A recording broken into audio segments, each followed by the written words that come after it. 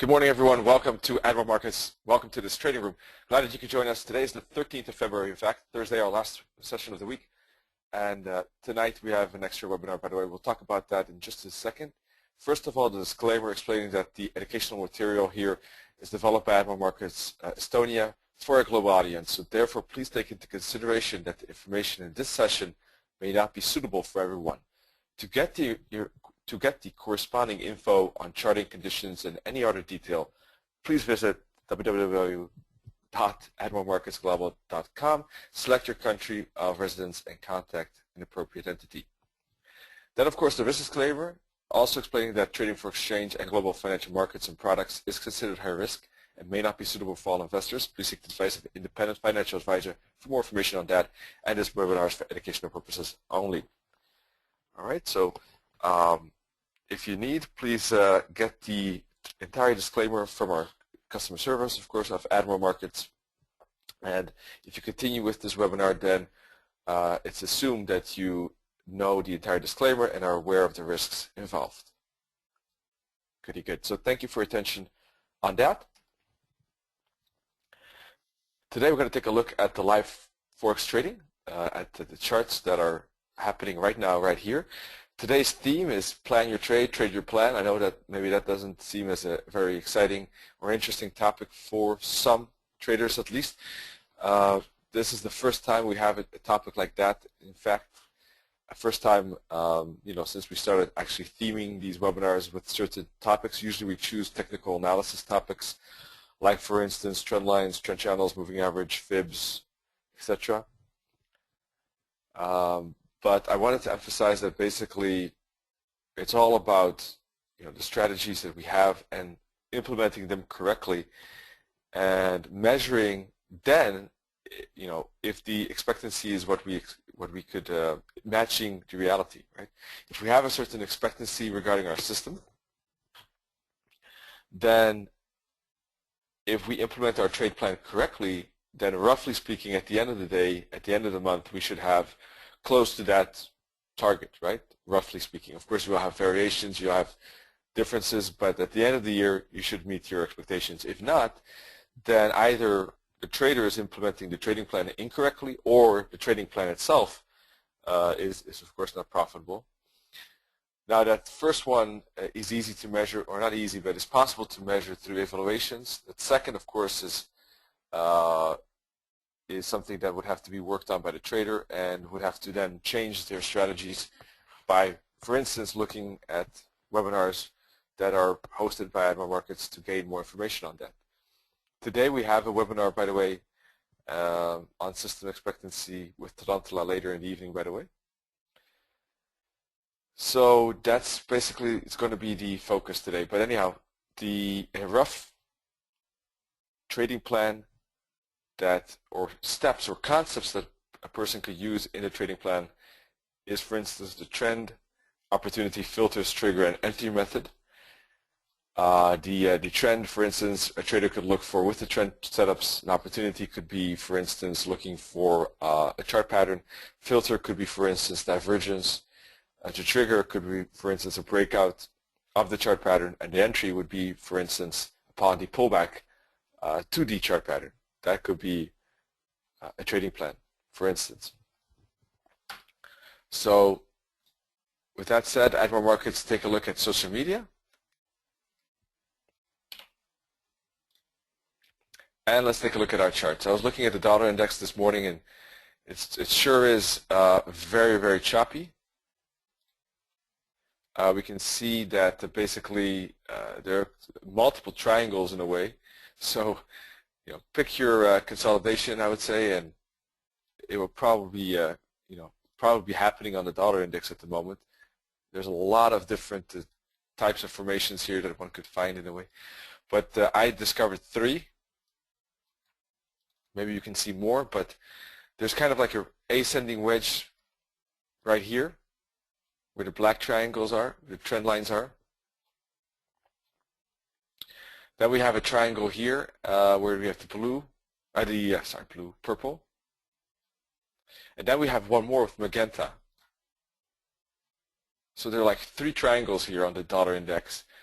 So it would be nice to see the dollar get back into some kind of a trend, because this is recently it's been very choppy, just like it has been very choppy at the what was this? The end of 2012, I think. Yes, the same period, September to February, September 2012 to 2013 February. Same here, 1 year later, the same spot, roughly speaking. So will we bounce and break? I think personally a breakout to the upside looks like a decent probability. We had this upside. This looks to be like a consolidation. This could be maybe some triangle formation. If that is so, then let's see, this could be A, this could be B. No, that's not possible. The C, the D breaks the B, so that's not possible. So unless this is A, this is B, this is C, we can go up for D, then go down back for E, and the triangle will be finished, and then we might move up to the magenta line, for instance, and maybe break the magenta line. And we would have a triangle like this going on. Maybe that's one possibility on this dollar index, for instance. That means up, down, and then the bigger up. Well, let's see if that holds true. At the moment, I would say the whole formation is still, to me, looks like there's a decent chance to move up to these resistances. But if it doesn't, and we break the support, then of course there's a good chance to fall to the next support, right? So those are clear lines in the sand. All of these trend lines are worth keeping an eye on. And if one of these breaks, then we know there's a decent chance to go to the next support or resistance. In general, though, as I said, to me this looks more like a bullish potential triangle that's forming. Therefore, I would expect this breakout to the next purple line here. This is the daily, and we can see that it is looking like well, it looks like a triangle, contracting triangle is possible too, or ascending wedge. I guess it depends how you look at it. Price is heading back towards the bottom, in fact, here. So let's see if we can get a bounce on the dollar index.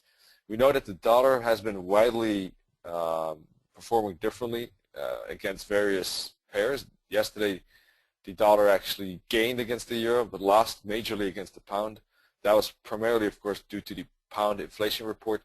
Apparently, the pound is expecting, or the Britain, I should say, Great Britain is maybe expecting to raise interest rates next year, potentially. So, as far as I've read, so that sent the pound really skyrocketing to the upside.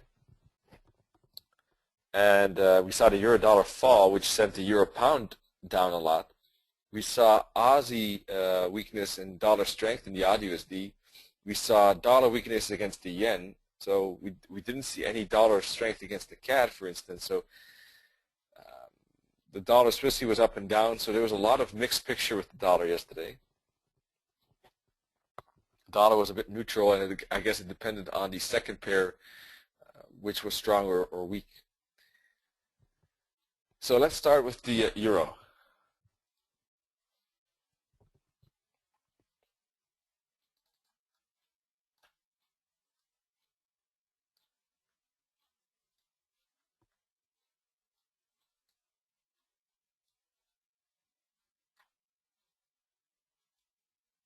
Alrighty.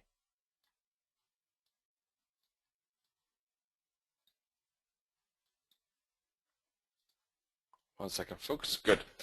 So the euro dollar, well, this is the 1 hour chart. In fact, we are basically climbing up after a 618 bounce. If we put a fib on this up move, we can see where did the price stop yesterday at the 61.8. That's exactly what I had on the Elliott wave analysis as well yesterday. That could be a potential bouncing spot, or at least I had this fib on, and that's what happened. So we're bounced off that fib, but can we continue to the upside? We would have to break above this orange line really to get a decent chance of continuing. If we do continue, the target at first will be 137.35, right? So that's the potential trade right there. So if you're a breakout trader, then this could be a particular trade setup that could interest you. to the upside here.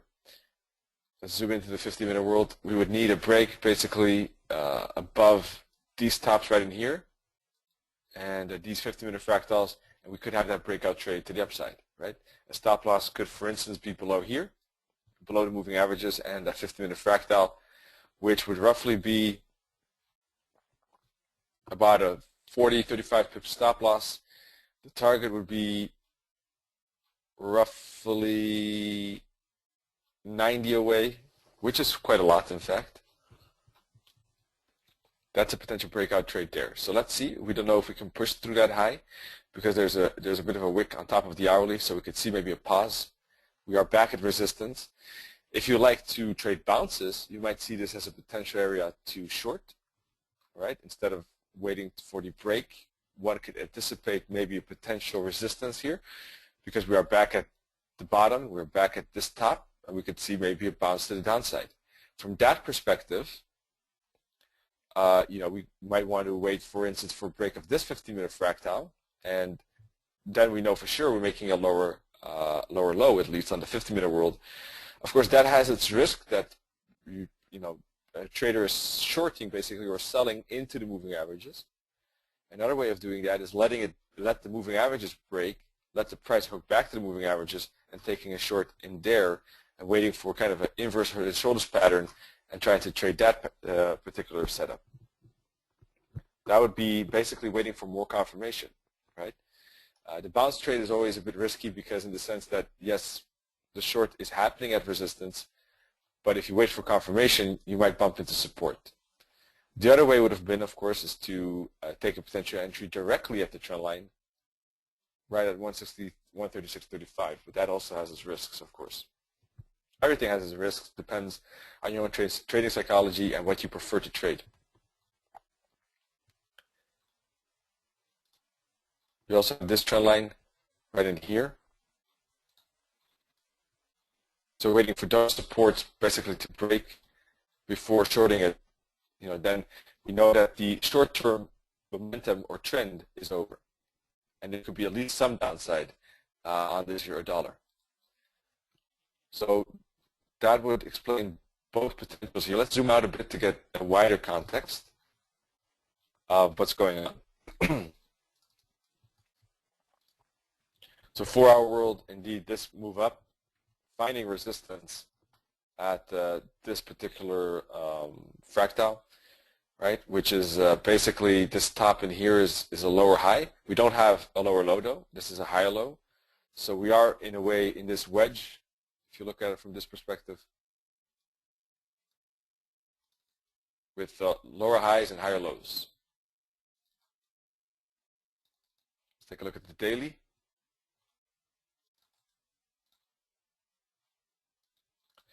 And basically, Tuesday's bearish pin bar that we noticed yesterday got a follow through yesterday with another bearish day.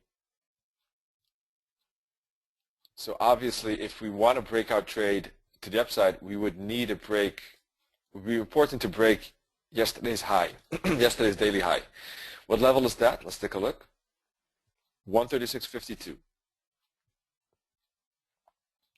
136.52 would have to break before we really could expect a bullish trending upside scenario.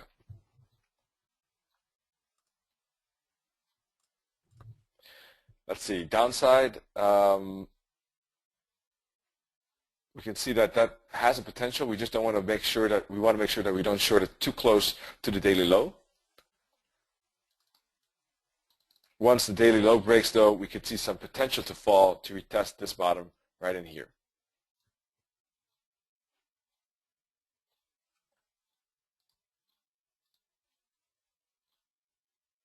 They're pretty interesting price action signals here. Two wicks at the moment. Looks like it's still questionable because if you look at the moving averages, they're still bullishly aligned. So this could just be an exhaustion for a pullback from our upside, mind you, looking at the moving averages on the hourly. 4-hour, the moving averages are totally intertwined. So this is, I wouldn't say it's the ideal spot to trade the euro dollar in my opinion. It's quite quite messy. These trend lines basically indicating the triangle, I think, pretty neat in their explanation of what's going on. It's a lot of consolidation. So maybe there's something interesting somewhere else. Let's take a look at the pound dollar. This is the hourly. It basically bounced. Remember yesterday we were looking at that and say, the inflation report will have its effect. And boy, oh boy, did it have that, right? Right around here we had a lot of ups and downs, but eventually, boom, the upside. There were a lot of ups and downs though. Look at these wicks here, 3 wicks on the 50-minute chart. About a 50 pip drop before we got the 100 pip upside, and then still some follow through. Now it looks like it's bending a bit.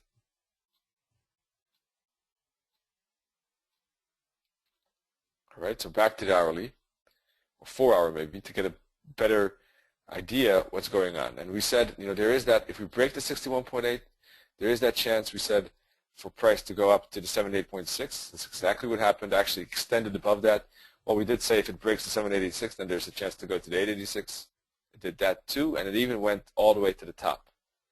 You can see, in any case, that by using these fibs, we can exactly see the spaces that are potentially possible.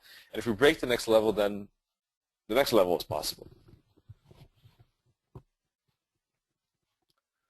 So we can take that fib off. That fib is not relevant anymore, but we can see how nicely those fibs work. The price stopped at 23.6. It stopped at the 50. It stopped at the 61.8. From this perspective, on this chart, we don't see a visible stop at the 38.2, nor at this fib, nor at this fib. So it worked about 50%. I mean, the fib was respected 50% of the time. Usually I would say it's about 67. It's about 2 out of 3 times. But it depends on the time frame, right?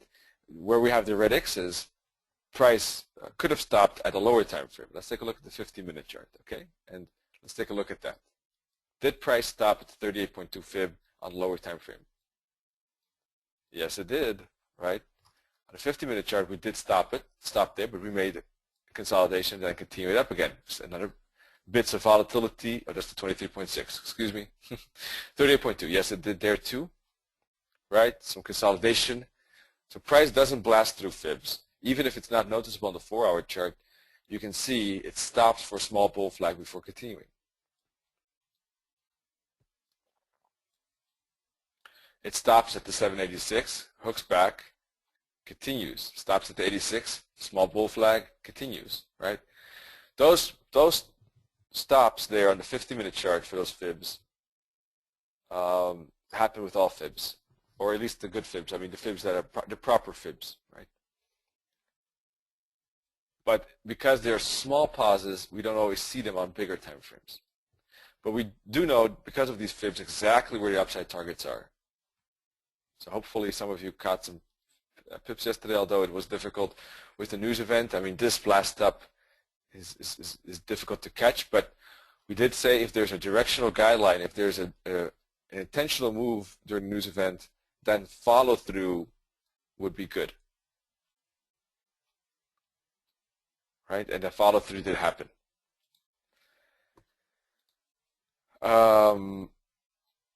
Let's see. Daily chart, very bullish candle yesterday.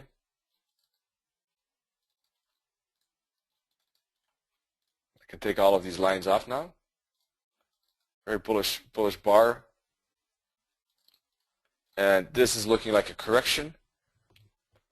A bit unexpected. I thought the correction would have gone a bit deeper, to be honest, but I was realistic to know that if price just breaks through the resistances, that it is breaking.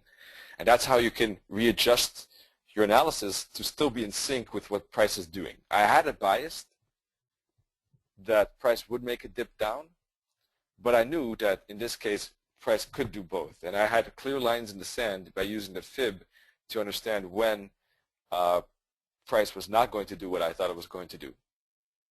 And even the potential way to trade it to the other side, even though my bias was to the downside. And that's the importance of confirmations. Waiting for confirmations in the analysis to prove what's going on, in fact. Let price prove to us which way it wants to go, and let us follow the market. Because if we place our bias on the the trades. We're going to miss trades. We're going to take bad positions. And you see, I was biased here for one more side to the green line, but didn't lose a cent on that bias. Alrighty. So with that said, what's going on here? We're still basically on the weekly chart. We're still in this consolidation. This weekly wick is getting a follow through. Let's see. Price is still though in a resistance area, right? Could this be a potential inverse head and head and shoulders? Maybe. We're still in a resistance area. We're still close to a top. We still have double divergence in play. We're still very close to weekly resistance. Let me show you. Where's the weekly top or monthly top at 167.30, 50? So these are all potential danger areas. If price breaks through those though, then of course there's a bullish breakout happening, and the next target is the minus 618 at 171.50. And from a weekly perspective, in fact, or monthly perspective, if we break above basically 167.30, 50, as I said, we have that few hundred pips up to the next resistance, and if we break that, then we can go all the way to 180 maybe, right? Where there's the monthly minus 272 and a weekly minus 1272 at around 180. But we first need to break through that resistance for that breakout to happen. So back to the weekly, daily,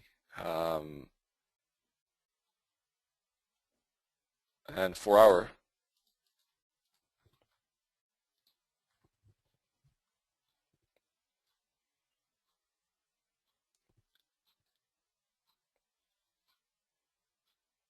You see, price is the only thing that could be interesting at the moment is either reversal, which I highly doubt at the moment, even though we have this resistance close by. Why? Because of this huge momentum. There is a lot of momentum to the upside here, and I'm expecting bull flags and at least one or two bull flags and breaks to the upside because of that strong momentum. Look at the AO reading. This is pound putting its foot on the gas pedal, and from the lower time perspective, I don't see any reason why it's going to break right now and reverse. Unless I see a clear impulse, a clear fall here from the pound, really crashing down to the moving averages, breaking a bit through it, for instance, and then a slow upside, then I might change my mind. Otherwise, by far not, because all this downside could just be a slow grind and then one more upside break, and probably two upside breaks with two bull flags is likely, just because of the momentum. All right. What will happen then is we'll get divergences between, on the 50-minute chart, between the tops, between the 1 hour, between the tops, and price will then start to move down for either a bigger retracement or potentially for a reversal. All right. So this is how you can use multiple time frames and impulses and stuff. We don't have any divergence, for instance, on the 50-minute chart. And the oscillator just got back to the zero line, which means we don't have any divergence. There was, if you look at these tops, there could have been divergence on the 5-minute world. Let's take a look. Yes, there was a bit, right? Yes, but not on the 15. So the 15 is still strong. And you can see that the divergence played out and went already back to the long-term moving average. That is the target for any time frame. Price just hit that. So yes, the likelihood of this continuing is high. So a potential breakout trade, for instance, above these 50-minute tops, let me take a look here, or let me zoom into the 5. Right there, for instance, could signal that continue on the breakout. Let's take a look at the 15 now. Right, there's not a 15-minute fractal here, so the best would be to wait for the 15-minute fractal break right in here.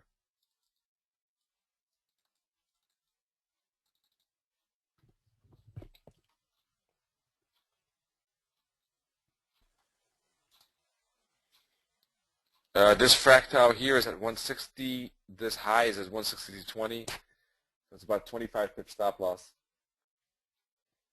26, maybe 27.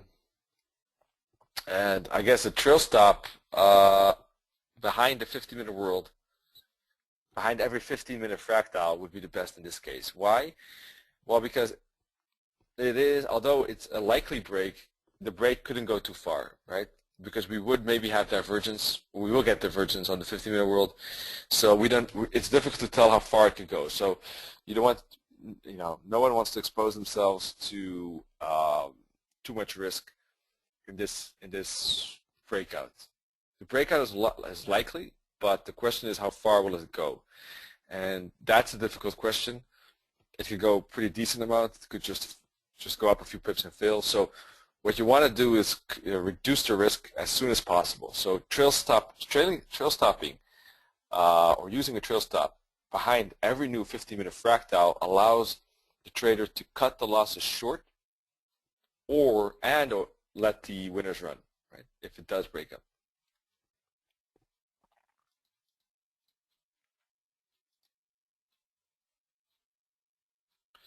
Europound made that crash yesterday. That was a pretty good short. I wish I took this one. That would have been about a 5-to-1 trade if you would have trail stopped the 15-minute fractal, or 4-to-1 in fact.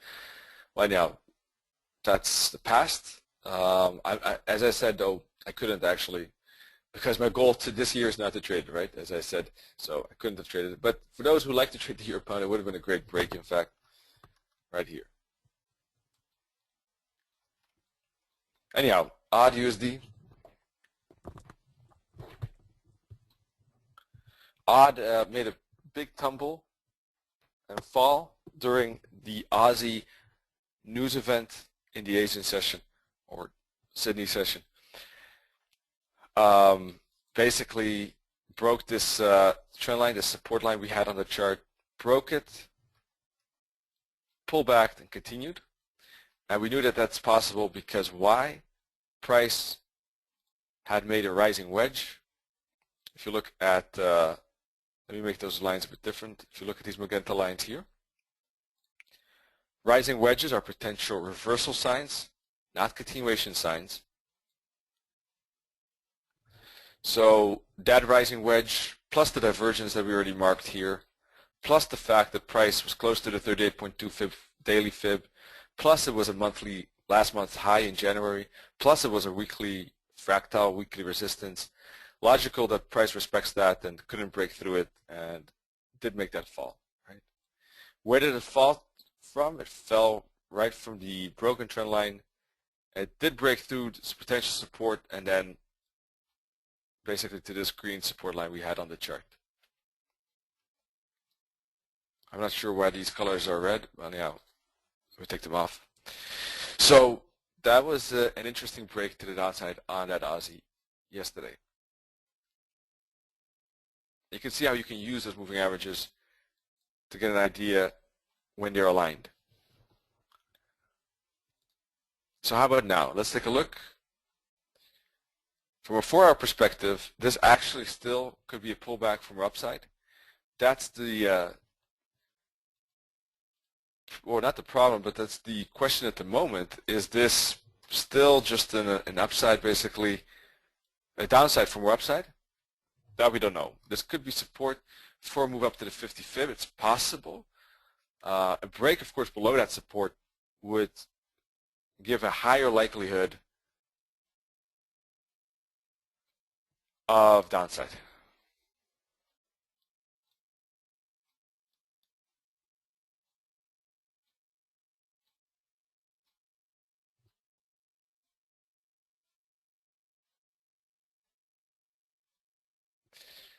Let's see. The daily charts has a bit of a support line here as well, by the way, and the daily fractal. You see, that's why it's an important level around 89-ish.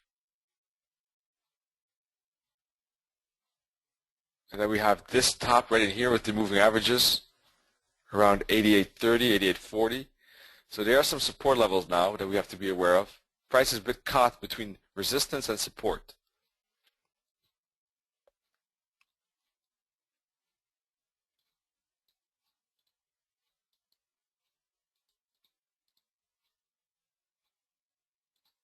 That's basically the main message, I would say. For price really to go back in the uptrend, we would probably need a break of this trend line here, something like that, to get an idea. And for price to be back in the downtrend, we need to break below green. I think those are probably the two most important lines at the moment on Yazi. We just don't know which side is going to win. Is this uptrend going to continue and break the resistance? Continue up? Or was indeed this upside to the 38.2 fib that I have here in the right upper corner indeed a retracement? A bigger retracement for more downside. That scenario could play out if we break the green trend line.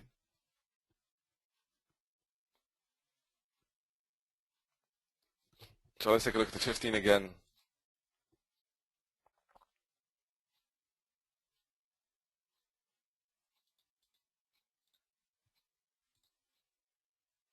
And we can see that this is definitely in a downtrend at the moment.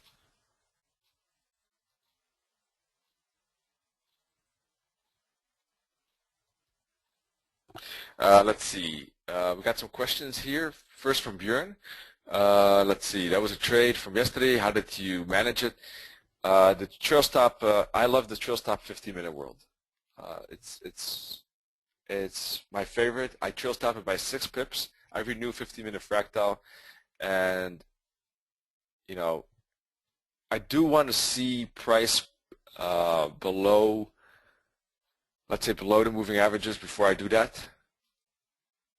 Otherwise, it could be too early. You could still get some spikes, but once the big impulse starts like this, then you can easily do the 15-minute trail stop.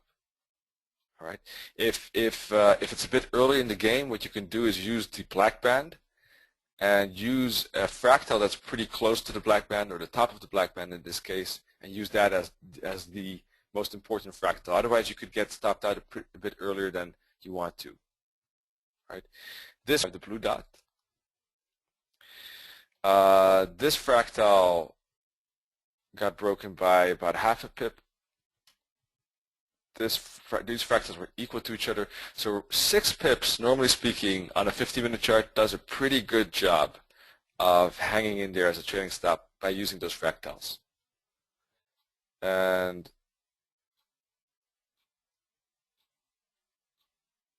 yeah, for 4 pips here. 4 pips in the last one.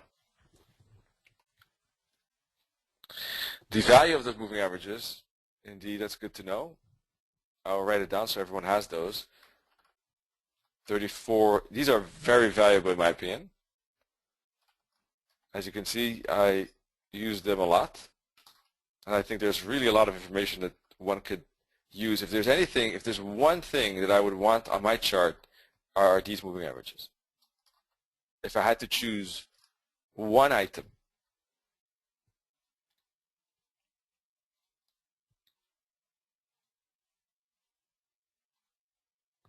and then, sorry, not a question, but a comment, pound dollar is moving. Ah, yeah, it's breaking.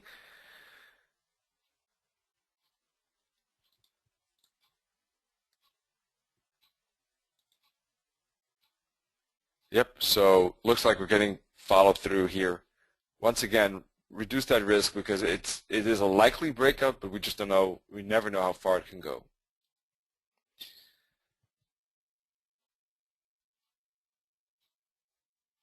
Kiwi, let's take a look. Kiwi is very close to the resistance. Let's see.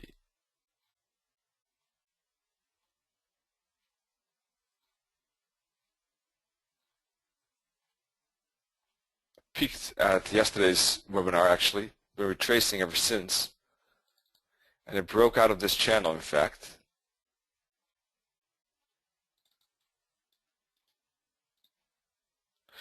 So it doesn't look too interesting, the Kiwi at the moment. Let's take a look at the dollar Swissy.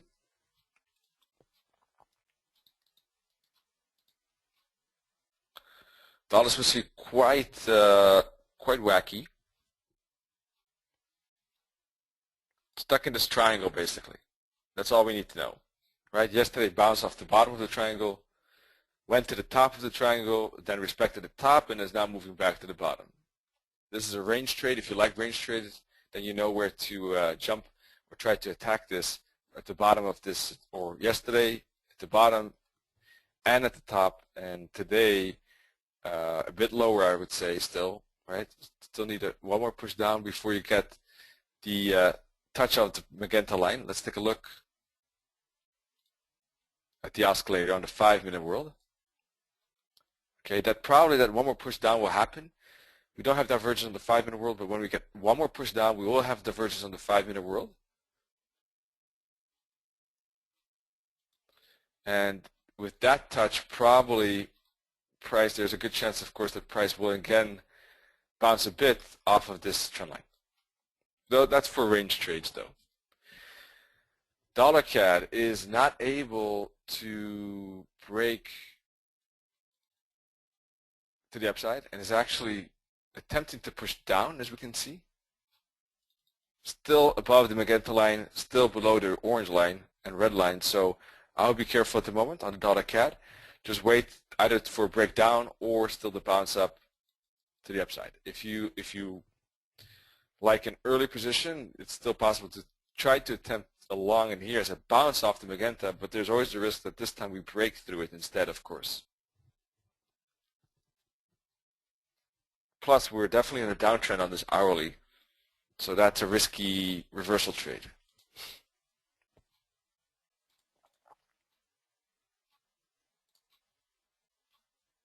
All right, I was just quickly looking at all the time frames. It is a reversal from a lower time frame perspective, but on the higher time frame perspective, it's actually a 38% bounce, and this could be a double bottom for more upside. It is possible. You know, the chances are always difficult with those because the momentum in the lower time frame could push it through, but maybe the support will be enough to push it higher.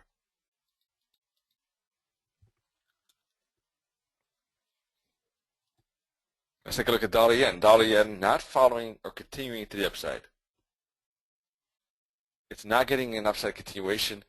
I was looking for a break of yesterday's and Tuesday's high. We didn't get that at all.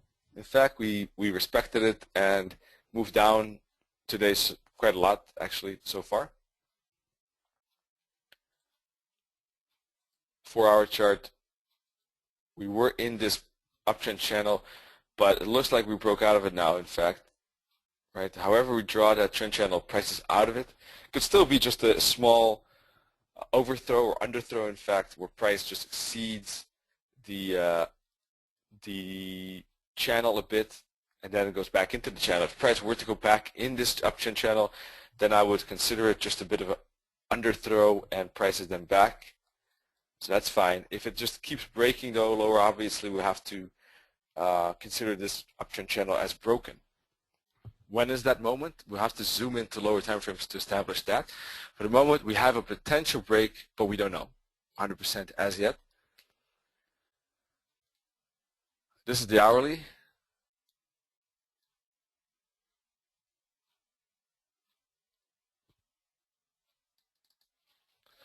So for the upside, we would need a break above this brown line, basically, because then we would have the breakout scenario of with the trend scenario.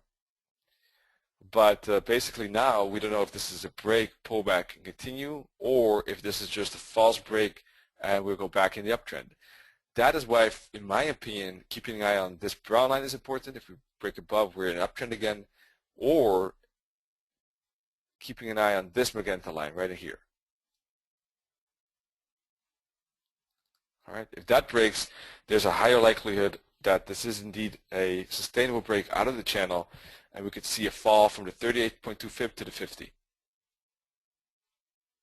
Right, price stopped at the 38.2 right here. And if we break the 50, we will see a fall to the 61.8 and then to the 78.6.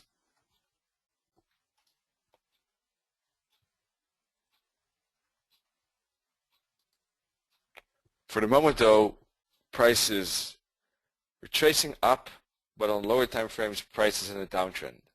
You can see price is below the moving averages, but price is moving back to the moving averages. So if you ever have doubt what the trend is and what price is doing now, put on the chart those moving averages I just put in the chat, and look at where price is, the relationship between price towards the moving averages. What is the angle of the moving averages? The angle is 45 degrees down. That's a downtrend. What is price? Price is below it. That's a downtrend. What is price now? Is moving towards the moving average. That's a retracement on the 15-minute world. Right? The only thing is we are not sure if this was a retracement for upside, or is it just upside for more retracement for downside. For the larger time frame, we don't know. So that's why we need to wait for a confirmation, either get back below magenta or get back above black and eventually above brown here.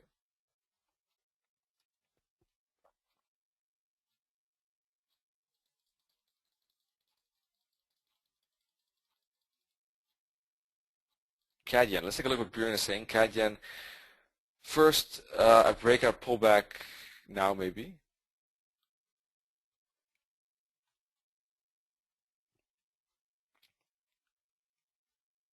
Break.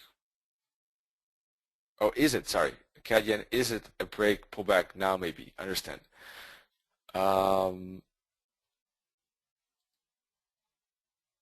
Let's see. CAD yen daily is very bearish. You can see prices below the moving averages. 4-hour chart, prices, moving averages were pointed down, but prices retraced to them and has stopped at the green band, then respected the band, and went up to the black band, went up to the black band, then went up to the green band. Hourly chart is an uptrend at the moment, but we know there's resistance close by on the higher time frames. To me, this is looking, if I look at the chart pattern, it's looking like an ascending wedge at the moment. There is the trend line like this. I can see what you mean. So that could be a break, pullback, continue, but I would personally need to see price back below the green band here and below the support for more downside, or above these tops for more upside. That's how I would look at it. But let me take a look at the 15-minute world. And indeed, let's see, Claudio, you could, all these, yes, these moving averages are universal for all time frames. I mean, even in theory, of course, the 1 minute is not so practical because everything happens so fast, but the concept is universal indeed.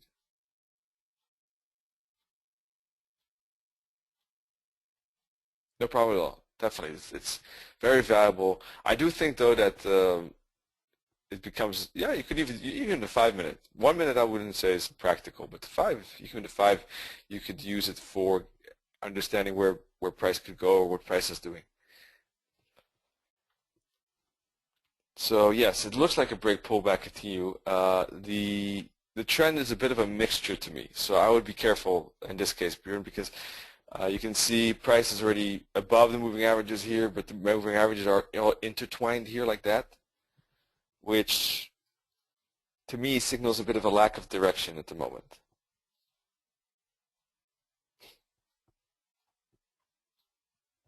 But thanks for the heads up here. If anyone else has something they want to discuss, let me know.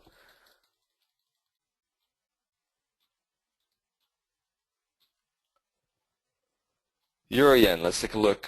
50-minute chart, not too clear, it's moving up at the moment. That looks like a retrace on the 50-minute world. The hourly, that retrace could be part of this bull flag, in fact.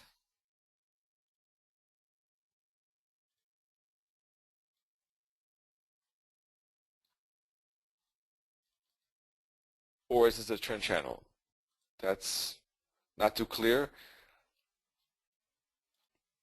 Could be both, in fact. If it does break, I would say we need a break above these hourly resistances to really know there's a decent chance of this being a bull flag. If you break above the moving averages, if you break above the black band and magenta, we could see this breakout trade up to 141.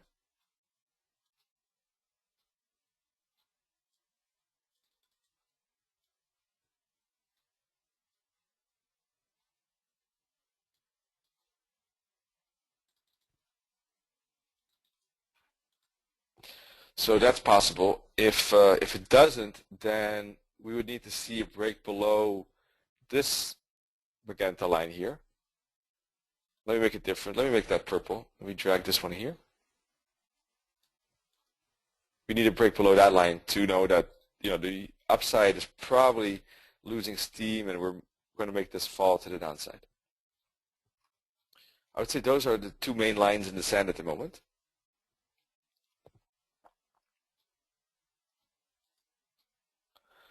Odd yen made a big fall down, back to potential support. Still a bit early in the game for both sides.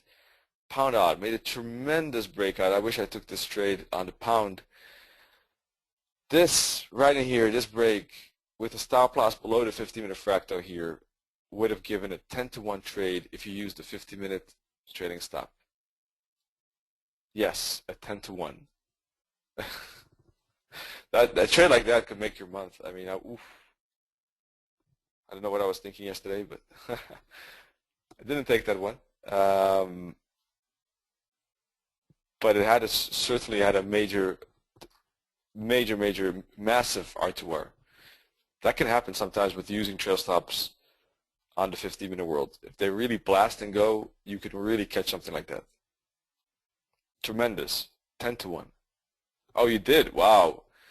Well, Bob, excellent job.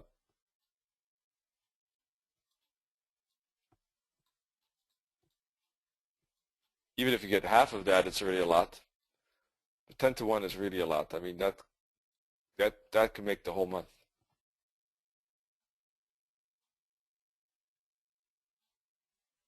Okay, Bob didn't get it quite from the beginning, but still, great job. Igor is asking how to use trading stop on 15. Well, of course, there are a lot of different variations. Some people use parabolic, some use moving averages. Others could use, for instance, fib targets.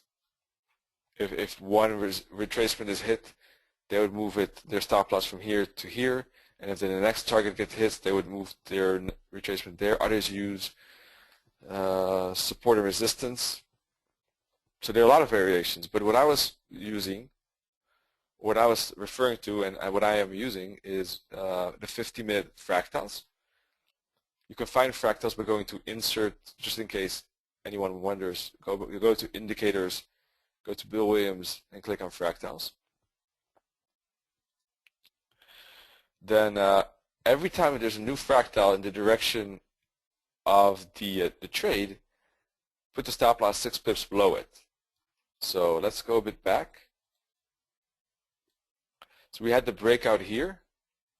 So the entry could have been here. The stop loss below the 50-minute fractal in this case because there's a strong trend. And every time there's a new fractal, you can move that stop loss, the original stop loss, to the new place, and that will be 6 pips below this fractal. There's a new fractal, 6 pips below that fractal. So in this case, you already have locked in some profit because your entry was here, a bit. Then as we continue with the price, we're looking for a new fractal before we move the stop loss. There's a new fractal, so we can move the stop loss from here to here, locking in a bit more profit. Got a new stop loss, we move it here, locking in a lot of profit, and that's where it is over, because then the 6 pip stop loss, trail stop, got taken out. And that was the 10 to 1.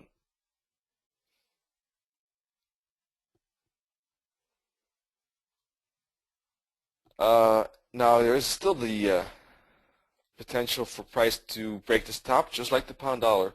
In fact, the same scenario, break above this resistance line and break above this fractal could be a very likely trade. The breakout of that top is very likely. The question is, just like the pound dollar, how far will it go? That's difficult to say.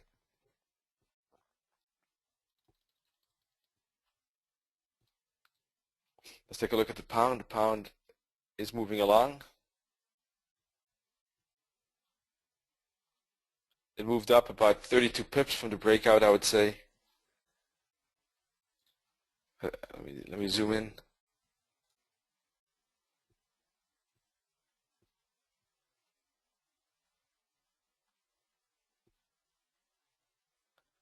No, sorry, about 18 pips, excuse me.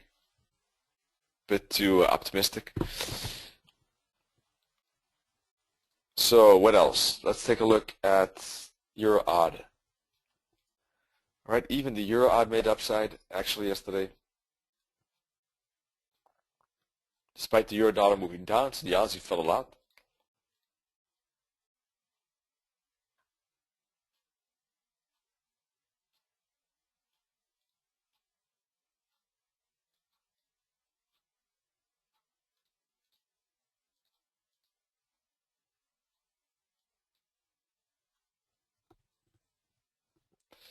Let's see.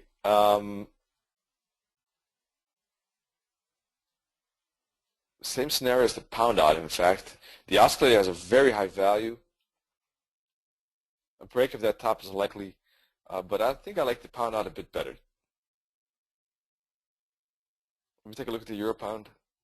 You see, the euro pound is in a downtrend. So if the euro pound breaks this bottom, it could be resuming its downtrend, because the euro pound also made a very big fall, and it too has a strong oscillator reading on the 15, and it too has a decent chance of breaking that bottom. So if I had to choose between then pound odd strength or euro odd strength, if we look at this euro pound, then the pound odd looks better indeed.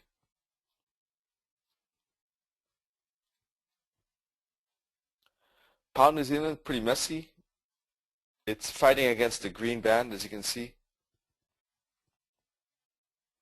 But we did get a daily bounce yesterday at the bottom of that support, right? We had the support line here on the weekly chart. That looks like this on the daily, and you can see price bounce off that.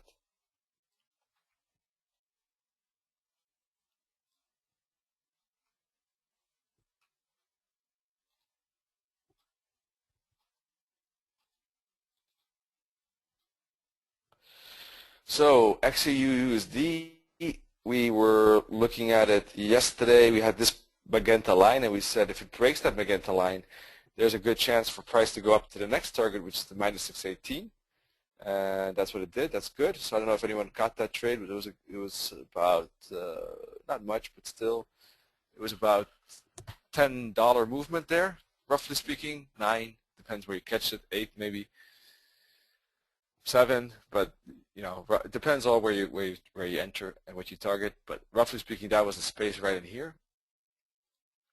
Upon the break of this bull flag, in fact, and we knew that the 618 was the target. Minus 272 was respected. Plus, we had some divergence between these tops. So we shouldn't expect price to go all too far with that divergence. And indeed, once we hit the minus 618 target, we got divergence, and the currency then moved back, first to the black band, then up, then back to the green band, as we could expect when we have divergence in theory, right? That doesn't always happen, but this is most of the time, this is what we're looking at. So gold did a classical up-down as expected, and with that said, how does the bigger time frame look like now? Let me take everything off. That trade was yesterday.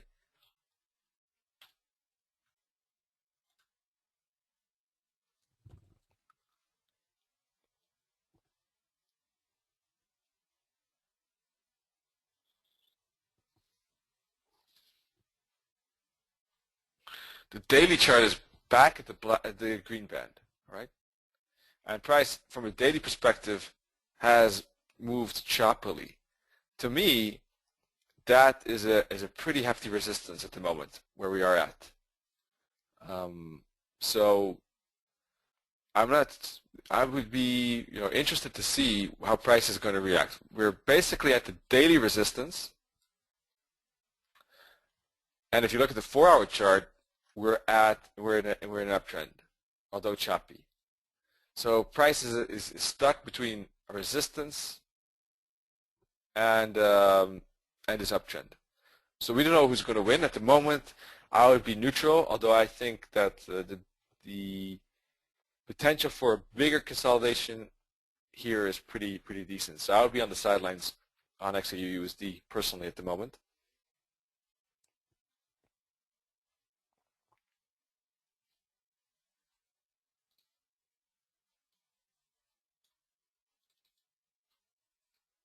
We're also at the top of this uptrend channel, right? So that trade of yesterday was really the last push up to the target, and that's it. And now that we're top of this channel, we could see a bigger correction. So I'll be in the waiting mode, as I said. Let's see, anything else? CAD broke to the downside just like all the Aussies.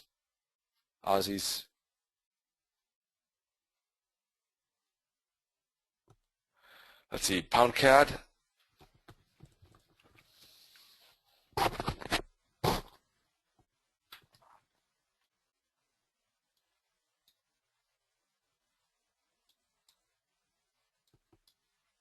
Yeah, just like every pound, this too has made a lot of upside, of course, certainly.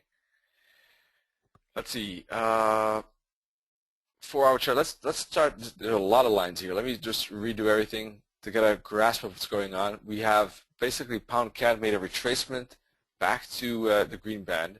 We're bouncing off that green band and using it as support, right? So this could be a breakout scenario for the pound CAD again, okay, to the upside. How does that look like on the daily chart? We see the tremendous uptrend here. So basically it's back to support and up at the moment on the pound CAD. So down to the hourly. Now with that in mind, let's take a look at what's going on here. We have resistance here. We broke out of this resistance already, in fact. So there's all reason for the moment to look at this as an uptrend and look for upside continuations. Now let's look at the 15-minute chart. And same story. Basically, we need to break above this 15-minute consolidation for the pound CAD to continue up. But we can also put a fib on this breakout and say, okay, we stopped at 23.6. If the price doesn't break above this blue line, but retraces lower than the 38.2 fib, for instance, or the 50 fib, or the 61.8, they're all potential bouncing spots. All right, the 38.2, for instance, has tops here. The 50 has tops here, and the 61.8. The 15-minute world has moving averages here. They all have certain reasons why these fibs could work. One of these three probably would be the bouncing spot if we don't break above blue immediately to go to the minus 272. And then later on, probably to the minus 618, something like this. So I'm looking at this. There's no reason, I think, to be bearish. There's all reason to be bullish. I don't see any sense or to look for reversal trades to the downside.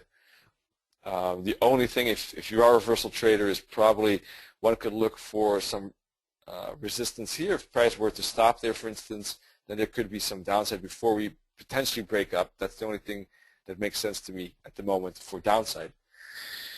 If all things fail and this upside doesn't materialize, then price would break eventually below the support line. That would be the signal that the upside is over.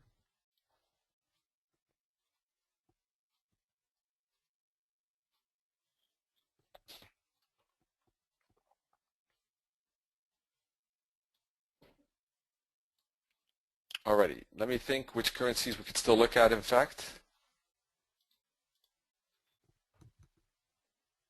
Personally, if I look at the 15, I'm not expecting, I would be careful with the pound CAD because we did push through the moving averages here.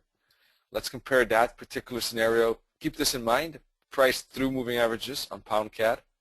Let's take a look at pound odd and pound dollar. You see, pound odd used the moving averages as support, which is something I like. How about the pound dollar? 2, right? Pound dollar already broke, used moving averages and broke. So the pound CAD is maybe the least interesting. Although CAD is weakening, it's doing so less than the Aussies. Let's take a look at the odd CAD. As we can see, because odd CAD is moving down. So that would be a reason why to take pound odd and not pound CAD. Because if we look at the odd CAD, just like we did with the euro pound, we can see that the Aussie is losing against the CAD too. And in fact, this broke to the downside too with an impulse, with a strong oscillator reading out of 15, and is now making a potential flag or range for more downside.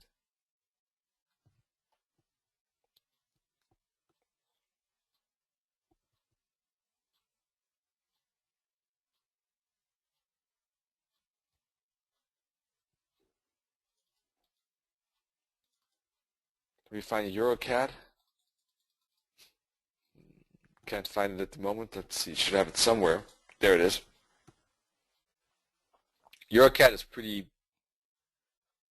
Yeah, that's pretty messy.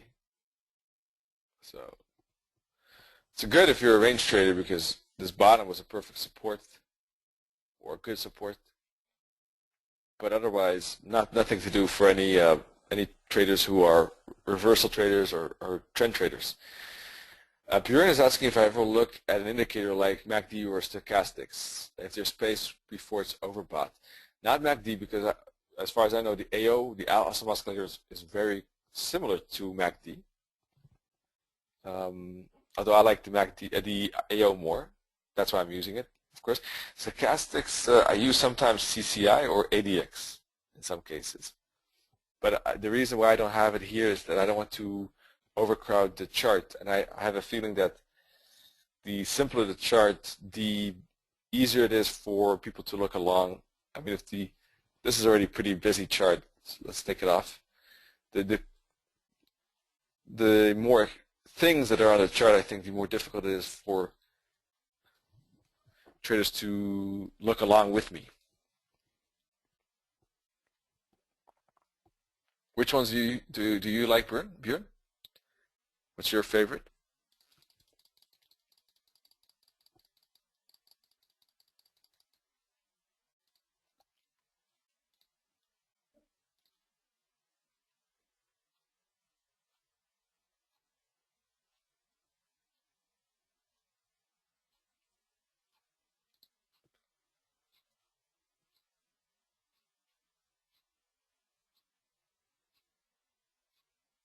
I guess we looked at all the currencies as far as I know. Let me check. We looked at the majors, we looked at the yen crosses, we looked at the odd euro crosses and stuff like that. Let's see. I think we went through all of them.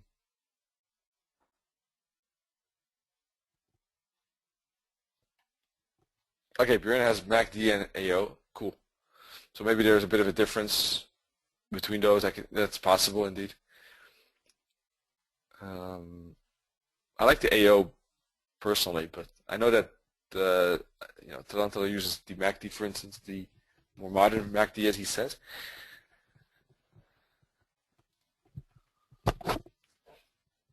Let's see. I'm thinking if there's anything else. Not really. We can just take a look at what's going on at the moment. 1 hour chart here on the euro.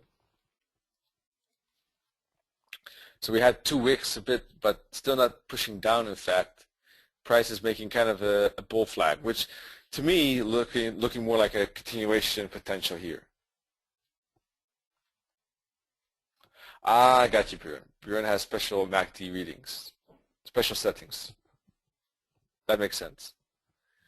To me, this is looking like more of a small bull flag, which could mean a breakout, but we have, of course, a resistance here, as we know, yesterday's high. So this breakout, I would not be looking to trade those couple of pips personally. Rather wait for the break of the daily high before taking it up. Pound dollar. Looks like we got a break. Looks like it's going to make a pullback and probably make one more push up. Whenever we get a new fractal, use that fractal to reduce risk, right? Because we don't know how far this could go. This could spiral up another 50, 60 pips. It could be another 100. It could be only 25. That's the problem. So reduce the risk, lock in profit.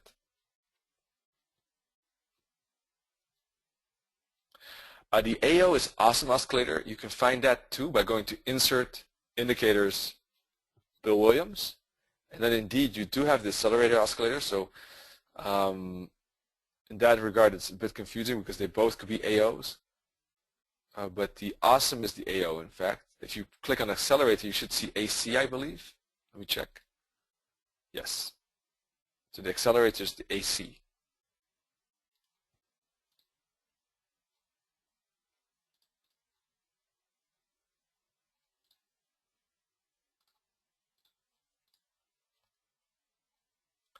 Bill Williams also has alligator, which are moving averages, but I don't use them because I use these moving averages that most of you know.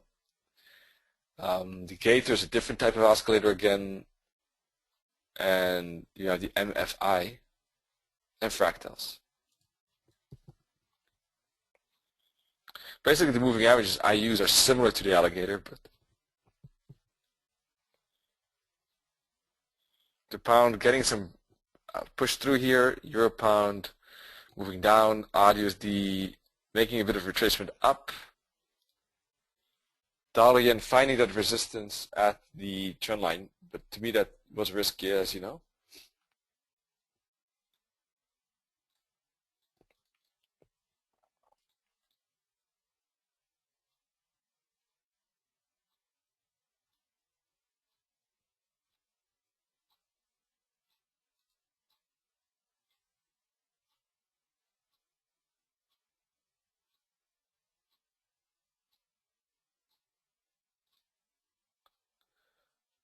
Let's see, pound yen fighting with this upside here at the moment, made a pretty sturdy correction down,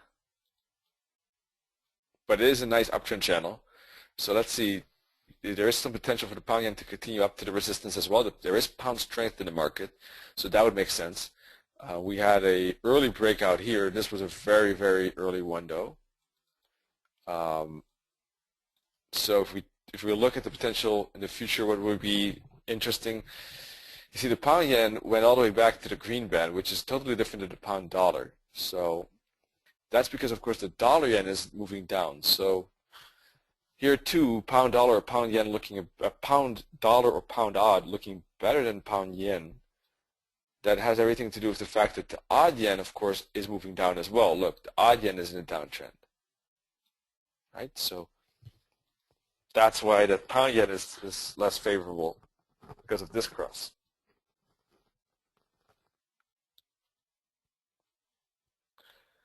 Well, folks, I guess I will ask you if you have any questions. Otherwise, I hope that you can see I try to give different perspectives from different types of traders, right, depending on the situation. I try to show which sides, in some cases, there are trades definitely that there are potential trades to both sides. In some cases, I would say, wait for a certain level to hit. Like for instance, the pound odd, I would not be shorting. For instance, the pound odd would only make sense to look for any kind of resistance really, only if we, I don't know, if we get. No, that was not even the pound odd. Which one? The pound odd was the wrong one. I was looking at. Now I forgot. Doesn't matter. So I hope to give you an idea of some currencies that had both potentials up and down, others that had more potential to one side and maybe at a certain key level to look for reversal. Others were more in a range. Others would sit on the sideline like XAUUSD. So that was my purpose today. But the Igor is asking, how do you use the awesome oscillator, the AO? There are multiple ways of using it. First of all, it's a good measurement for divergence and convergence, which is the classical usage. If we look at, for instance, let's see, pound dollar, there was multiple divergences between these tops. After that, we got a decent retracement, right?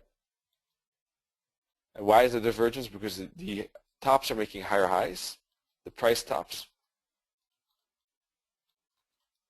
but the oscillator is making higher lows. That's not in sync with each other.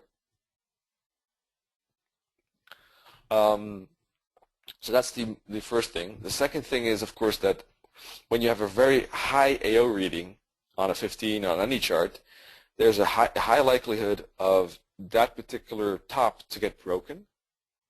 Right? There was a lot of strength in this upside on the pound dollar. Looking at the AO was well above zero.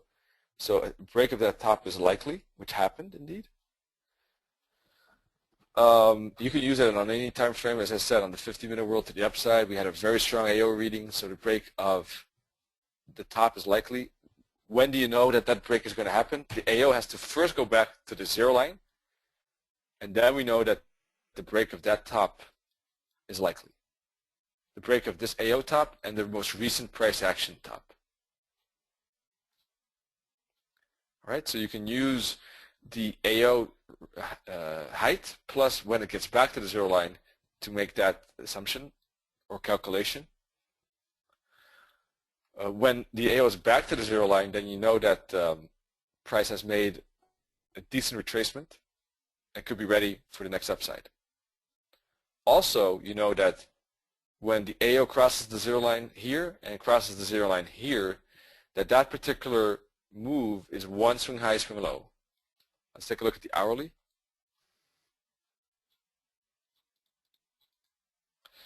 This is one swing high, one swing low, because the AO crossed here and crossed back here. And then recrossed down here, which means that this correction was one swing high, swing low.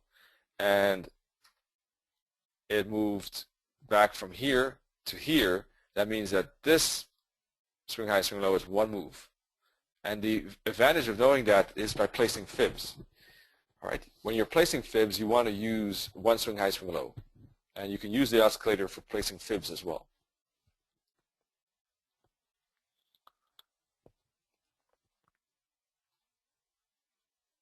Let me think.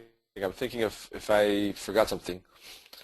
Now, the other method, of course, is if you have, for instance, a 4-hour trend, right, and you see that this is trending up, and on the lower time frames you get the AO back to the zero line, then you know that could be a perfect retracement or a good retracement to continue with this uptrend. So in that case, when the AO crosses, for instance, the zero line, that could give you information maybe of a pending change, right? Especially if the AO starts to grow and become red, or for the opposite, if it crosses up back above zero and then starts to grow and get green, it could give an indication of the trend, like here.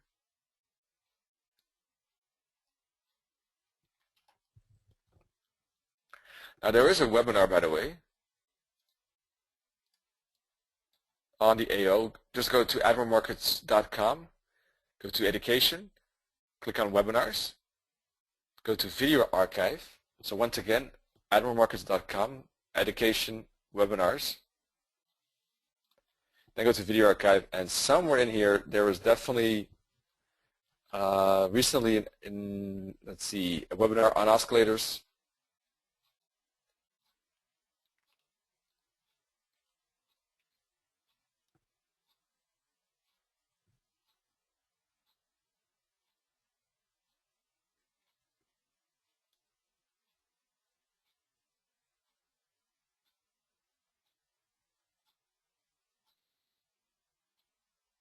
Here, 12th of December. Oh, thank you, Claudio. Yeah, that's a good tip. In fact, I can use that next time. Most recently was the 30th of January. I was actually talking about ADX, indeed. I'm pretty sure that during this one the 12th of December, I was talking about AO.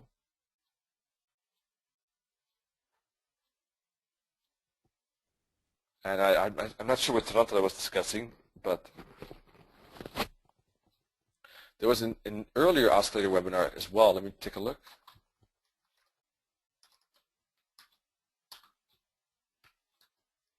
No. Okay, doesn't matter. 12th of December. But roughly what I just said is I think those are the main 4 reasons, but maybe I missed something I didn't think of now. So with that said, I guess that will wrap it up from my side. Thank you so much for joining today. Don't forget, tonight, in fact, as I said earlier, we'll be back. Toronto and I will be taking a look at monthly targets and system expectancy. That's at 5 p.m. GMT. So in the meantime, wish you all great trading and hope to talk to you soon. Cheers, everyone.